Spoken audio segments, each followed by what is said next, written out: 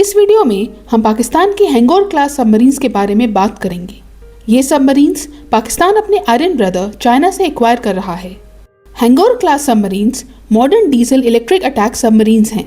इन्हें चाइना ने पाकिस्तान की नेवी के लिए मॉडिफाई किया है और एक टेक्नोलॉजी ट्रांसफर डील के तहत पाकिस्तान को ये सबमरीन्स प्राप्त होने वाली हैं।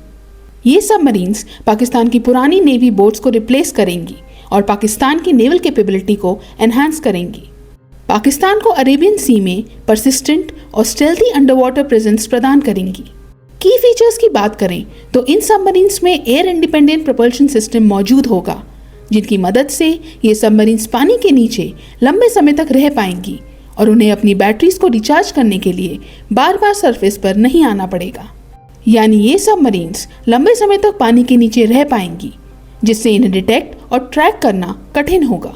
हालांकि भारत के पास जो एयर इंडिपेंडेंट प्रोपल्शन सिस्टम का वर्जन है वो पाकिस्तान के वर्जन से ज़्यादा एफिशिएंट है, बट स्टिल पाकिस्तान को भी अब चाइना की मदद से ये टेक्नोलॉजी प्राप्त हो जाएगी। एक और बात है पाकिस्तान सबमरीन्स का इंजन। पाकिस्तान को जो सबमरीन्स मिलेंगी उनमें चाइनीज डीजल इंजन्स लगे होंगे। इन इंजन्स के पास जर्मन इंजन्स की तरह लंबा ऑपरेशनल एक्सपीरियंस नहीं है, तो इनकी रिलायबिलिटी क्वेश्चनेबल है। दूसरा, ये इंजन्स बहुत आवाज़ करते हैं जो इनके स्टेल्थ फीचर को अफेक्ट करेगा, और जैसा कि हम जानते हैं सबमरीन वॉरफेयर में स्टेल्थ बहुत ज़्यादा क्रिटिकल होती है, तो ये एक और ड्रॉबैक है।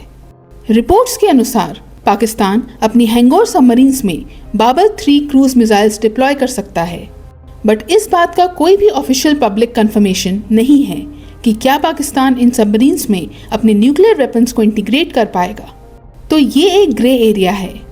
हालांकि एक बात तो तय है कि चाइना से खरीदे गए इन नेवल सिस्टम्स की मदद से पाकिस्तान अपनी सबमरीन फ्लीट को मॉडर्नाइज कर पाएगा, अपनी पुरानी डीजल बोट्स को रिप्लेस कर पाएगा और अंडर वाटर ऑपरेट करने की अपनी एबिलिटी को इंक्रीज कर पाएगा। इन सबमरीन्स को एक्सपोर्ट करना strong China Pakistan defence ties को दर्शाता है। ये चाइना के इंडियन ओशियन रीजन में अपने इन्फ्लुएंस बढ़ाने की स्ट्रैटेजी से अलाइन करता है। इसका भारत के ऊपर क्या स्ट्रेटेजिक इम्प्लीकेशन होगा? देखिए, पाकिस्तान की तुलना में भारत के पास एक ज़्यादा एडवांस नेवल फ्लीट है, तो ऐसा नहीं है कि हैंगोर सबमरीन मिलने से पाकिस्तान रातों रात भारत की नेवल डोमिनेंस को ओवरटर्न कर देगा। ये नहीं होने वाला। बैलेंस ऑफ पावर में ओवरनाइट शिफ्ट नहीं होगा, बट स्टिल ये बात सही है कि हैंगोर सबमरीन्स पाकिस्तान की नेवल कैपेबिलिटी ज़रूर इंक्रीज करेंगी। स्पेशली पाकिस्तान की अंडर वाटर एंड्योरेंस और प्रेजेंस बढ़ाएंगी, जो भारत की ऑपरेशनल कॉम्प्लेक्सिटी को रेस करेगा। अरेबियन सी में ज़्यादा पाकिस्तानी सबमरीन्स का मतलब है भारत को अपने एंटी सबमरीन वॉरफेयर एसेट्स को फैलाना पड़ेगा। हैंगोर सबमरीन्स के स्टेल्थ फीचर के कारण जो अनसर्टेनिटी क्रिएट होगी उसे एड्रेस करने के लिए भारत को अपने एयरक्राफ्ट, शिप्स और सेंसर्स को एलोकेट करना पड़ेगा, ताकि पाकिस्तानी थ्रेट्स को एफिशिएंटली मॉनिटर किया जा सके। हालांकि भारत के पास नेवल एज है, एडवांस्ड एंटी सबमरीन टूल्स हैं, जिससे पाकिस्तानी सबमरीन्स के लिए बिना डिटेक्ट हुए ऑपरेट करना काफ़ी कठिन होगा। साथ ही भारत अपनी सबमरीन्स के लिए indigenous air independent propulsion technology पर काम कर रहा है।